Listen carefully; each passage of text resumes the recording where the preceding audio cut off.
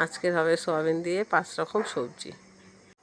কড়াই গরম হয়ে গেছে, সোয়াবিনগুলো ভেজে নেব।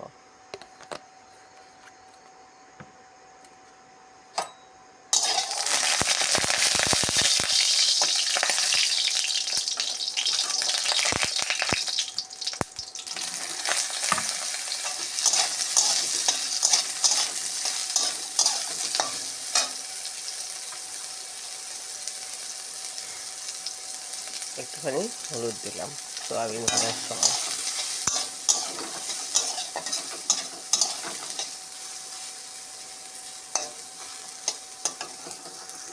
সোয়াবিন ভাজা হয়ে গেছে, তুলে নেব। কড়াই গরম হয়ে গেছে, পরিমাণ মতন তেল দিলাম। সোয়াবিন দিয়ে 5 তরকারি রান্না করতে ফোড়ন লাগবে, শুকনো লঙ্কা, তেজপাতা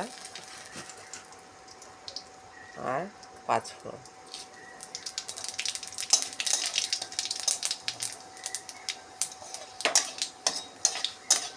অল্প পরিমাণে জিরের গুঁড়ো আর হলুদ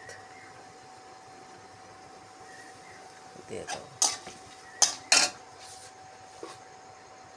দিয়ে 5 তরকারিগুলো দিয়ে দিলাম।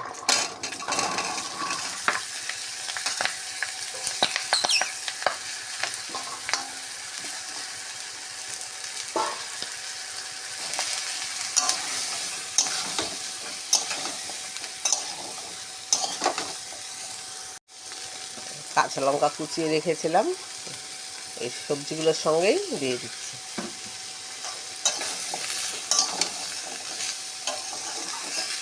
দিয়ে এটাকে ঢেকে ঢেকে ভালো করে কষিয়ে নিতে হবে।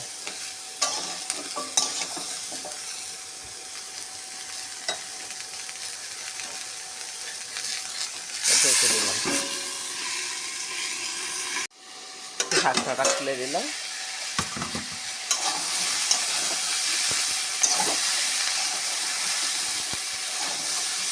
সবজিটা ভাজা ভাজা হয়ে এসেছে, এবার একটু নুন দেবো।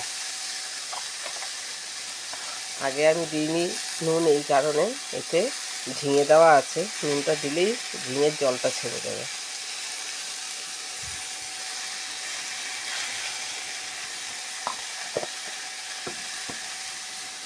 সোয়াবিনগুলো দিয়ে দিলাম।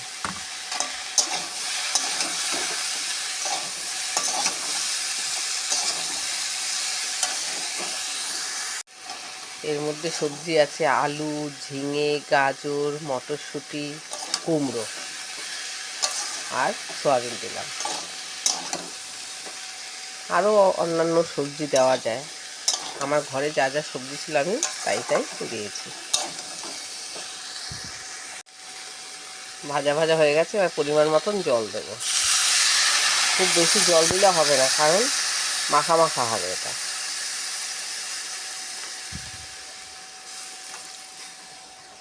সবজিগুলো সিদ্ধ হয় সেইভাবে জল দিতে হবে।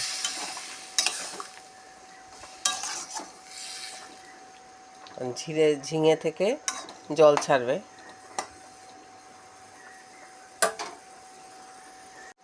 এবার ঢেকে দেবো। ঢাকনাটা খুলে দিচ্ছে। জলটা প্রায় শুকিয়ে এসেছে, আর একটু জলটা শুকোবে, তারপর ভালো করে নেড়ে চেড়ে অল্প চিনি দিয়ে নামিয়ে নেব।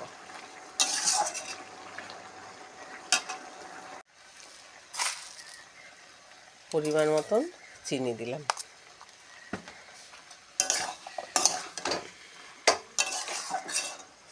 সোয়াবিন দিয়ে 5 রকম সবজি রেডি।